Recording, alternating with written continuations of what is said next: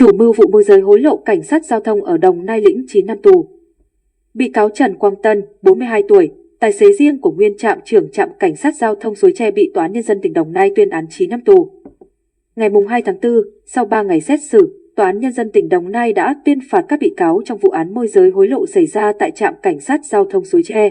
Hội đồng xét xử nhận định, trong số các bị cáo phạm tội môi giới hối lộ, Trần Quang Tân, tài xế riêng của Trung tá L.A.D., nguyên trạm trưởng trạm cảnh sát giao thông Suối Tre và Trương Công Quang là những đối tượng chủ mưu, cầm đầu. Các bị cáo khác như Nguyễn Đăng Khoa, Trần Thị Diệu Hoa, Đặng Văn Út, Nguyễn Văn Hậu, Ngô Văn Đạm và Lê Bảo Ngọc tham gia với vai trò đồng phạm, giúp sức. Đối với tội lợi dụng ảnh hưởng đối với người có chức vụ, quyền hạn để trục lợi, Lê Bảo Ngọc và Hoàng Hiệp là chủ mưu, tổ chức thực hiện hành vi phạm tội. Các bị cáo Hoàng Thị Việt Hà, Tạ Thị Thu Trà và Hoàng Thanh Sĩ đóng vai trò đồng phạm giúp sức.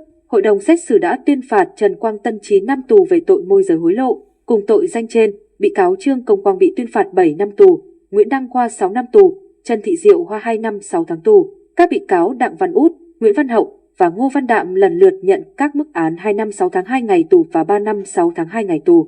Ba bị cáo này được trả tự do ngay tại tòa. Về tội lợi dụng ảnh hưởng đối với người có chức vụ, quyền hạn để trục lợi, bị cáo Hoàng Thị Việt Hà lĩnh 4 năm tù, Hoàng Hiệp 7 năm tù, Hoàng Thanh Sĩ 1 năm 10 tháng tù, Tạ Thị Thu Trà 5 năm tù. Riêng Lê Bảo Ngọc bị tuyên 6 năm 2 tháng tù về cả hai tội danh.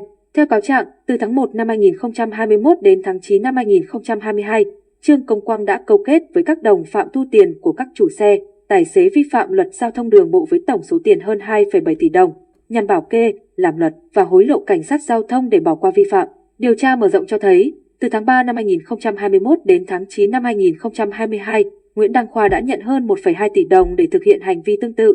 Cơ quan Cảnh sát điều tra Công an tỉnh Đồng Nai cũng xác định hai nhóm tội phạm đã lừa đảo chiếm đoạt tài sản của nhiều chủ xe, tài xế. Từ tháng 11 năm 2021 đến tháng 11 năm 2022, Lê Bảo Ngọc và Hoàng Thị Việt Hà đã chiếm đoạt 987 triệu đồng bằng cách hứa bảo kê cho tài xế và xe vi phạm giao thông. Từ tháng 12 năm 2021 đến tháng 11 năm 2022, Hoàng Hiệp cùng đồng phạm đã thu 900 triệu đồng với thủ đoạn tương tự.